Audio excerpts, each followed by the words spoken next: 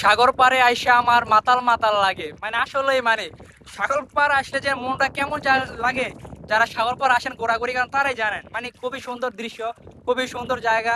আর এরকম সাগর পাড় আসলে মানে যে পানি দেখলে আর কি মনটা একবার পুরো পানির মতন ঠান্ডা হয়ে যায়, যা আপনাদেরকে ভাষায় প্রকাশ করতে পারবো না। তো আসছি ভাই ব্রাদার সবাই একসাথে সাগর পাড় আইছি। ওই জায়গায় আমার ভাই ব্রাদার গানের আড্ডা দিতেছে, গান গাইতেছে, ভিডিও বানাইতেছে।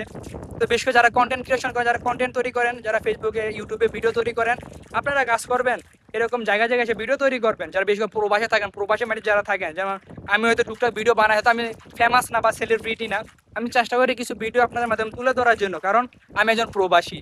আমি চাই যে আপনারা আমার একটু ভিডিওগুলো দেখেন, মানে আপনারা হয়তো সাপোর্ট দেন বা না দেন এটা কোনো বড় বিষয় না। বড় বিষয় হচ্ছে আমি একজন প্রবাসী। আপনারা এটুকু তো বলতে পারবেন যে না উনি একজন প্রবাসী, উনি প্রবাসী কাজের ফাঁকে ফাঁকে কিছু ভিডিও বানায়, সুন্দর সুন্দর দৃশ্য আমাদের দেখায়।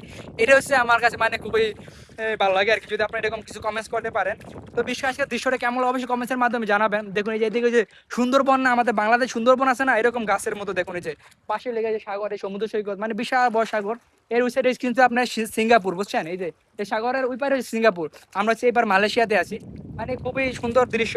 যদি ভালো লাগে থাকে অবশ্যই আপনি ভিডিওগুলো শেয়ার করে দিবেন, মানে যাতে সবাই দেখে ভাই ভাই। আর বিশেষ করে যারা প্রবাসে থাকেন, আপনি একটা পেজ চালু করবেন, ফেসবুক পেজ। কোনো জায়গায় ঘুরতে গেলে কিছু ভিডিও আপলোড করবেন, আপনার জন্য ভালো হইব, কারণ যে কোনো মুহূর্তে আপনার একটা ভিডিও ভাইরাল হয়ে যেতে পারে।